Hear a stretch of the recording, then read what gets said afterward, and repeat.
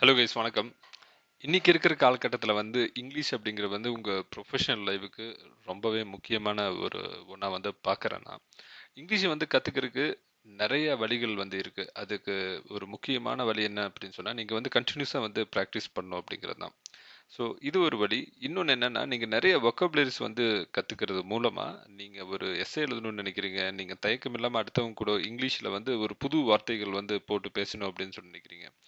இதுக்கு எல்லாமே English use ஆகும். ஸோ வொக்காபுலரிஸ் இன்க்ரீஸ் பண்ணணும். இன்க்ரீஸ் பண்ணுறதுனால உங்களுக்கு என்ன பெனிஃபிட் அப்படின்னு சொன்னால், நீங்கள் ஒரு ஜென்ஐ யூஸராக இருக்கீங்க, நியூஸ் பேப்பர் படிச்சதும் புரிஞ்சுக்கணும் அப்படின்னு சொல்லி நினைக்கிறீங்க, ஒரு ஸ்டூடெண்ட்டாக இருக்கிறீங்க, எக்ஸாம்ஸ் ப்ரிப்பேர் பண்ணிருக்கீங்க, இதுக்கு எல்லாமே இங்கிலீஷ் ரொம்ப ரொம்ப முக்கியம்.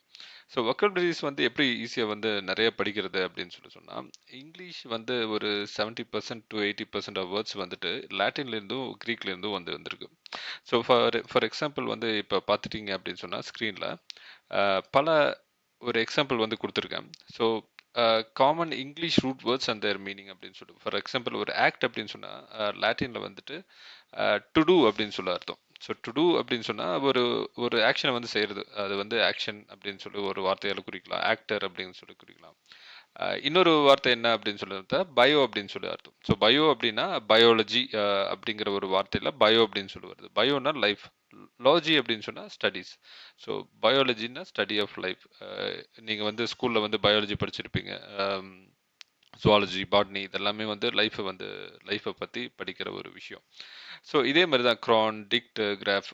ஓகே, இந்த செஷனில் என்ன பார்க்க போகிறோம் அப்படின்னு சொன்னால், ஏ அண்ட் ஆன்ல ஸ்டார்ட் ஆகிற சில வார்த்தைகளை பார்க்கலாம். ஸோ இதை பிரித்து க்ரீக்கில் என்ன மீனிங், இது மூலமாக இதை கற்றுக்கிறது மூலமாக இங்கிலீஷை எப்படி ஈஸியாக மைண்டில் ஞாபகம் வச்சுக்கிறது அப்படின்னு சொல்லி பார்க்கலாம்.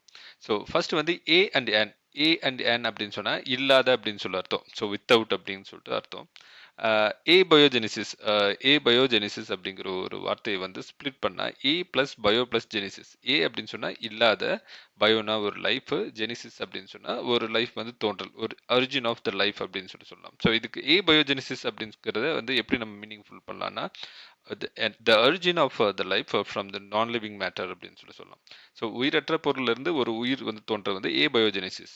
நெக்ஸ்ட் ஏ பயோட்டிக். ஸோ ஏ அப்படின்னு சொன்னால் இல்லாத, பயோ அப்படின்னு சொன்னால் லைஃப், டிக் அப்படின்னு சொன்னால் அதனுடைய தொடர்புடைய ஒரு பொருள். ஸோ ஏ பயோட்டிக் அப்படின்னு சொன்னால் ஒரு உயிரற்ற ஒரு உடல், ஒரு உயிரற்ற ஒரு பொருள் அப்படின்னு சொல்லி நம்ம மீனிங்ஃபுல் பண்ணிக்கலாம்.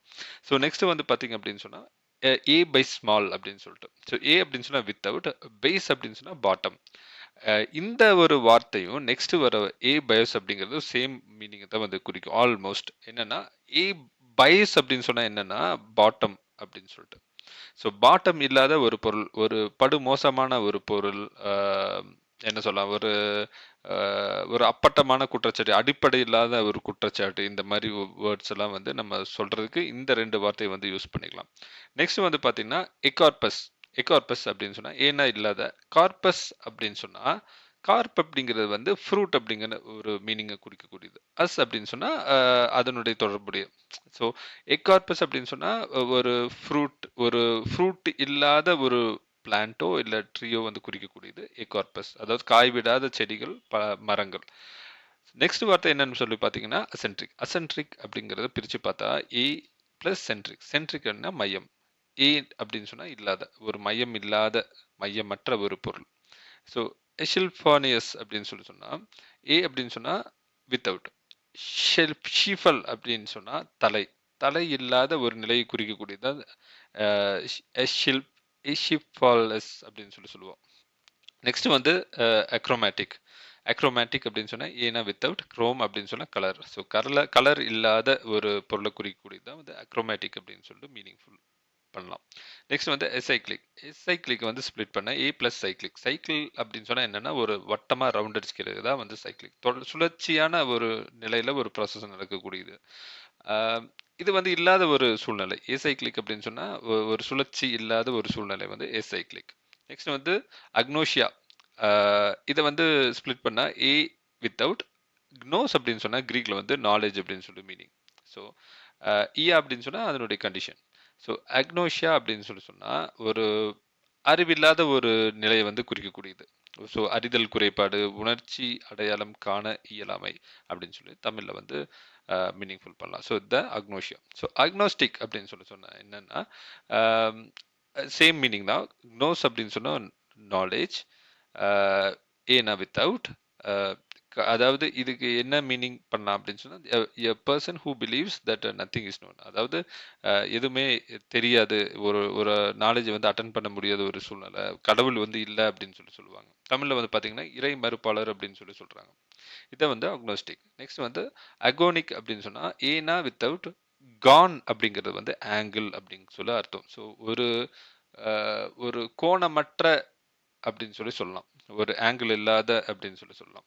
ஸோ அகார்ஃபியா அப்படின்னு சொன்னா ஏனா வித்தவுட் கார்ஃப், கிராஃப் அப்படின்னு சொன்னேன். என்னன்னா கிரீக்ல வந்து ரைட் அப்படின்னு சொல்லுறது எழுதுதல் அப்படின்னு சொல்லி. ஸோ எகார்ஃபியா அப்படின்னு சொன்னா எழுதக்கூடிய சூழ்நிலை இல்லாத ஒரு நிலை, இன்னபிலிட்டி டு ரைட், எழுத்துத்திறன் அற்ற நிலை அப்படின்னு சொல்லி தமிழ்ல மீனிங் சொல்லலாம்.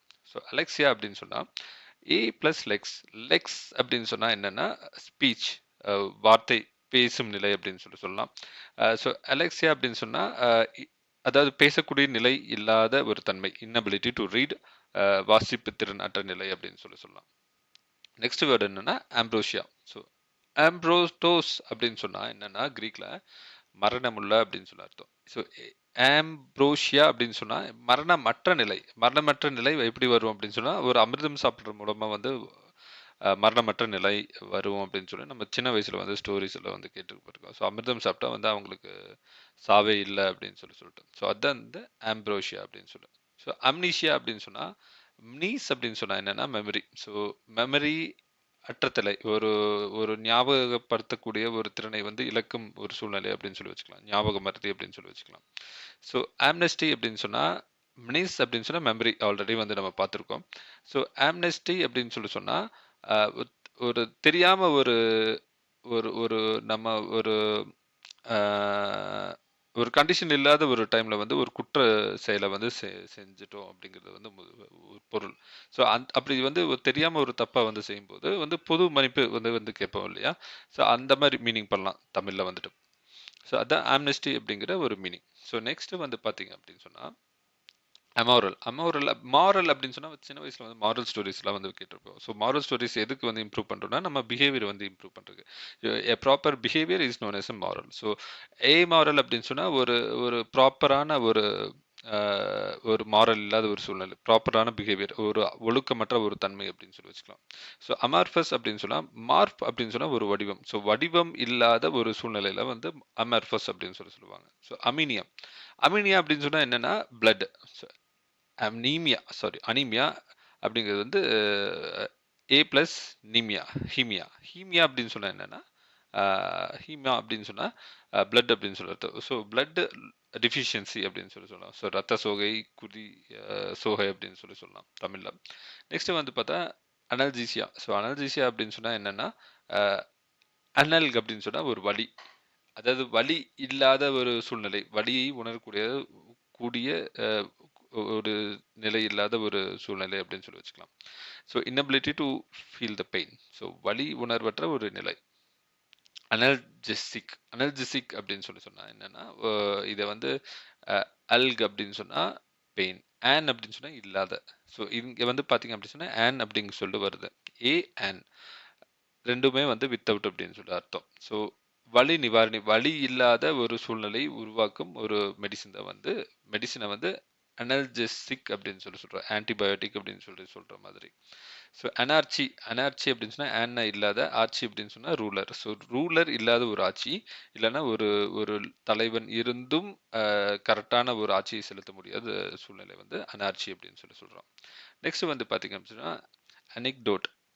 அப்படின்னு சொன்னா என்னன்னா இது பிரிச்சு பார்த்தா ஆன் அப்படின்னு சொன்னா இல்லாத, எக் அப்படிங்கிறது வந்து வெளியே, டோட் அப்படிங்கிறது என்னன்னா ஒரு கொடுக்கப்பட்ட, உருவாக்கப்பட்ட அப்படின்னு சொல்றோம். ஸோ இதை வந்து எப்படி மீனிங் பண்றாங்க அப்படின்னு சொன்னா ஒரு சிறுகதை இல்லைன்னா ஒரு ஆர்டிகல்ஸ் இதை வந்து கிரியேட் ஆயிடுச்சு, பட் அதை வந்து வெளியே விடல, unpublished items are not given out அப்படின்னு சொல்லலாம். நெக்ஸ்ட் வந்து அனானிம் அப்படின்னு சொன்னா என்னன்னா இது நீங்க நிறைய இடத்துல வந்து கேள்விப்பட்டிருப்பீங்க.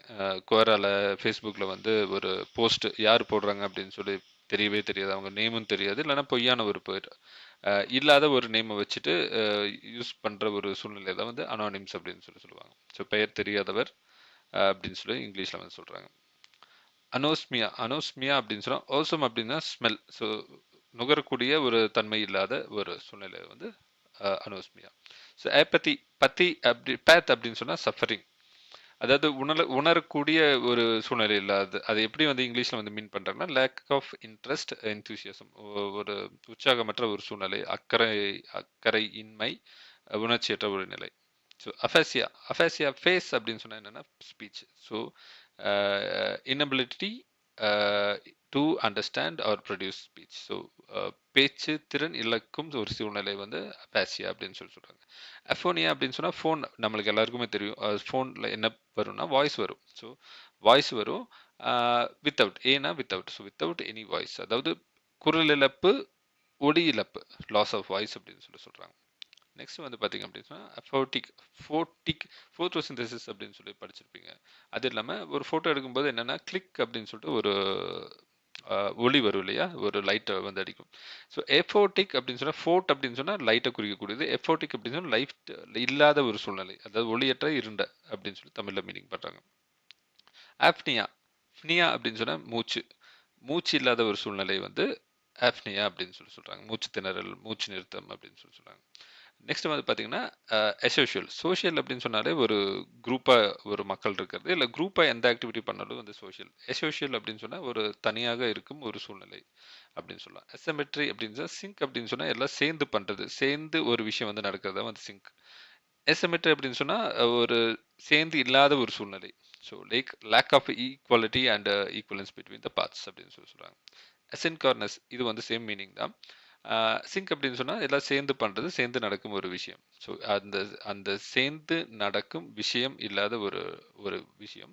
நெக்ஸ்ட் வந்து பாத்தீங்கன்னா கார்னஸ் அப்படின்னு சொல்லு, கிரான் அப்படின்னு சொன்னா டைம் அப்படின்னு சொல்லு அர்த்தம் கிரீக்ல. ஸோ ஒரே நேரத்துல சேர்ந்து நிகழாத ஒரு விஷயம் தான் வந்து அசின்கார்னஸ் அப்படின்னு சொல்லி சொல்றாங்க. நெக்ஸ்ட் வார்த்தை வந்து பாத்தீங்கன்னா ஆத்திஸ்ட். தீ அப்படின்னு சொன்னா கடவுள். ஈஸ்ட் அப்படின்னு சொன்னா ஒரு செய்பவர். அதாவது ஏத்திஸ்ட் அப்படின்னு சொல்லி சொன்னா ஒரு மனிதன் கடவுளை பற்றிய ஒரு நம்பிக்கை இல்லாம ஒரு இருக்கும் ஒரு நபர் தான் வந்து ஆத்திஸ்ட் அப்படின்னு சொல்லி சொல்லுவாங்க. தமிழ்ல வந்து நாத்திகர் அப்படின்னு சொல்லி சொல்லுவாங்க. ஆட்டம் அப்படின்னு சொன்னா இதை வந்து ஸ்ப்ளிட் பண்ணி பார்க்கும்போது ஏ பிளஸ் டம். டம் அப்படின்னு சொன்னா டு கட், ஏனா இல்லை. ஆட்டம் ஒரு இதுக்கு மேல வந்து பிளக்கவே முடியாத ஒரு பொருள் வந்துட்டு ஆட்டம் அப்படின்னு சொல்லி சொல்றாங்க. அதை வந்து அணு வந்து பிளக்க முடியாது அப்படின்னு சொல்லி எல்லாருக்கும் தெரியும். ட்ராஃபி அப்படின்னு சொன்னா என்னன்னா ஒரு நியூட்ரிஷியஸ் ஒரு ஸ்டேட் கண்டிஷன் அப்படின்னு சொல்லி வச்சுக்கலாம். அட்ரோஃபி அப்படின்னா ஒரு நியூட்ரிஷியஸ் ஒரு சத்து குறைபாடு அப்படின்னு சொல்லலாம், வளர்ச்சி குறைபாடு, சிதைவு அப்படின்னு சொல்லி சொல்லலாம். ஸோ இதுதான் வந்து ஏ அண்ட் ஆண்ட்ல வந்து ஸ்டார்ட் ஆகிற ரூட் வேர்ட்ஸ்.